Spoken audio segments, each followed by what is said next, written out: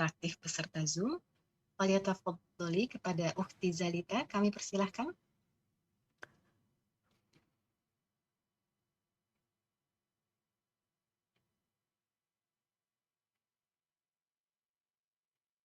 Ukhti Zalita, silahkan. Baik, kata berikutnya dari Ukhti Lia. Oh, nah, tafadhali Ukhti Zalita.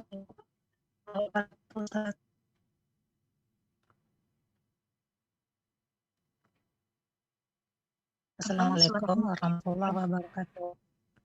Waalaikumsalam warahmatullahi wabarakatuh. Ahlan wa sahlan. Barakallahu fiik. Naam.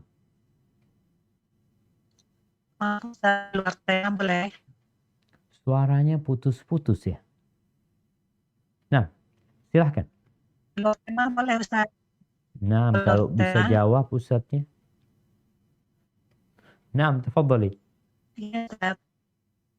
Dulu saya, suami saya memiliki suatu barang.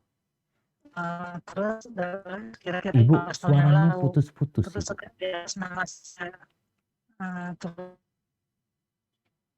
Afwan Ustadz, apakah suaranya jelas Ustadz? Enggak jelas. Putus-putus barusan. Nah, Ukhti Zalita, mohon maaf, mungkin kita harus lewati dulu Ukhti Zalita. Qadarullah, suaranya tidak jelas. Mungkin dia telepon lagi, ntar. Iya. Nah, Ustadz. Ya, tafadhali berikutnya Ukhti Lia.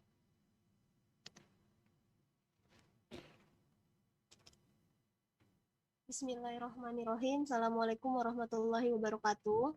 Waalaikumsalam warahmatullahi wabarakatuh. Ustadz, saya ingin bertanya, keutamaannya itu sebenarnya kita membaca Al-Quran atau kita menghafal Al-Quran, Ustadz?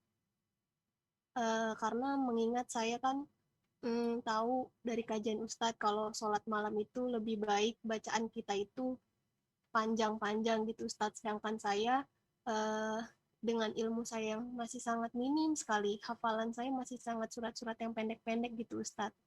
Mohon ilmunya, Ustadz. Masya Allah. Naam, barakallahu fiik. Ya, hibati fillah. Kalau bicara mana yang lebih utama, membaca Al-Quran atau menghafal Al-Quran Al-Karim? Yang menghafal Al-Quran itu juga membaca. Sedangkan yang baca, dia tidak punya keutamaan menghafal.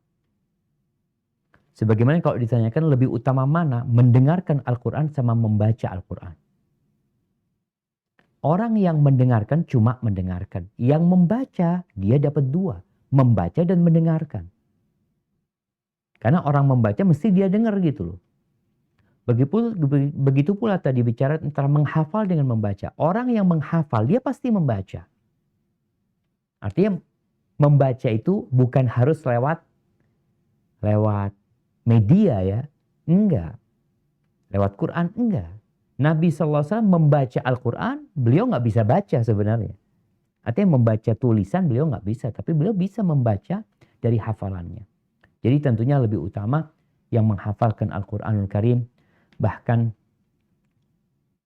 kalau istilah membaca ya, Rasul SAW ketika mengatakan yang pantas jadi imam itu siapa? Aqra'uhum li kitabillah. Aqra'uhum, yang paling banyak bacaan Qur'annya, maksudnya yang paling banyak hafalannya. Seperti itu.